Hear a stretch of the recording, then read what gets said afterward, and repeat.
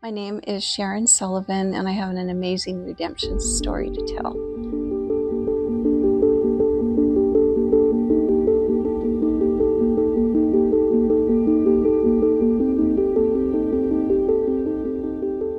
So on June the 30th of last year of 2024, I actually died. I was driving my car. It was the morning hours, and I was heading over to join my family for church. And because of a cardiac arrest, I literally died while driving my vehicle. And so my car continued to go off the road and was totaled.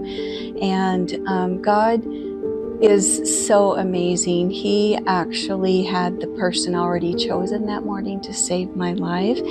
And so as Reuben and Gloria came around the corner going home from church that morning, they saw my car in the median of Garrity Boulevard, and something just struck him as he needed to pull over and check it out, which we know it was God.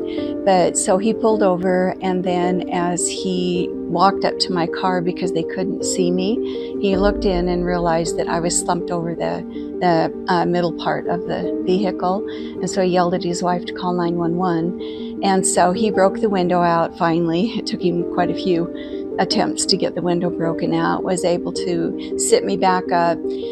He actually did the chest massages for about 15 minutes because I had so much messed up that he couldn't do the full CPR. And so the fire trucks ended up coming about 5 or 10 minutes later. So for about 21 minutes, all Reuben did was just kept my heart going, literally, between him and God. They kept me alive that morning. And so the ambulance got there, and they decided to take me to St. Al's in Boise because it was the closest trauma center. And on the way to the hospital, I actually ended up having another cardiac arrest. So that was the second one. And thankfully, I was on board of the ambulance, and they were able to bring me back again. So by the time they got me to the hospital and my family started arriving, my husband and my daughter and the entire family, when they got to the ER wouldn't let anybody come back and see me because they couldn't stabilize me. And so they knew that it wasn't going to end up very well. And so the Catholic priest that was there, he actually took my daughter and my son-in-law and the 2 grandkids back, and they were in that room with them, just preparing them for the worst, because as they were all telling my family that nobody survives cardiac arrests. You just don't.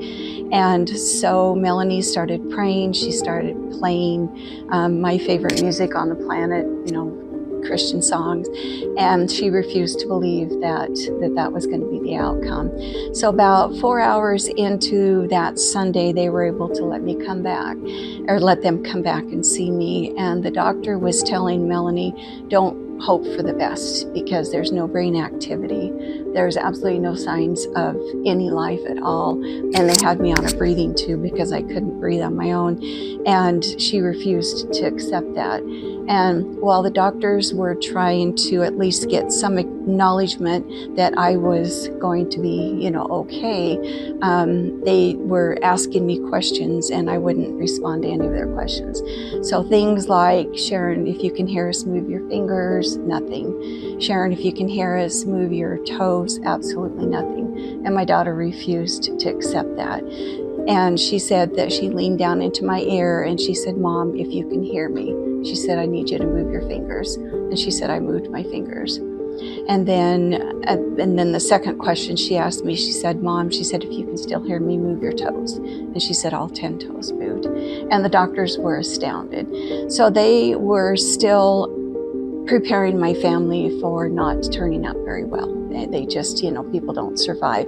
And so day 2 into the hospitalization, they did take out the breathing tube and let me know, what had happened and what was going on. And they just, even on day 2 and day 3, they kept telling my family that I wasn't going to survive. I was going to have brain damage, and it just wasn't looking good, because even throughout those first 3 days, it was very, very touch and go.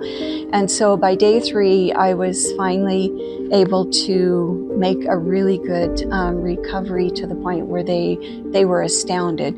And so the doctors and nurses and all the PT were telling my family, this, we don't see this. This is that people just don't live. And so they did end up putting a pacemaker defibrillator into my heart. So I have a bionic heart now.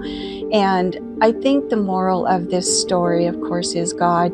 But for the first few months, my family and I, we kept asking, God, where is the platform that you need to have this story shared? And we kept praying, we kept asking, God, there has to be a platform. Absolutely no doors were opened, absolutely nothing. So as a family, we just kept praying, and we just didn't, there were no signs that God needed me out on a big platform. And here about a couple of months ago, my son-in-law reached out to me, and he said, Mom, he said, I think as a family that we've been looking for the wrong answers, because they're anchored in the Lord as well. And he said, think about this. He said, God is our Heavenly Father, and He loves us more than anything. And he said, think about this. How about if God saved you just because He loves you? And I found a couple of verses that absolutely hit home. And this is from Ephesians 2, verse 4 and 5. And it says, but God, being rich in mercy, because of the great love with which He loved us, even when we were dead in our trespasses, made us alive together with Christ. By grace you have been saved. That is the reason why God saved me that day, is because He loves me, nothing else. And so while the world was preparing my family for the worst, God was preparing me for the very best.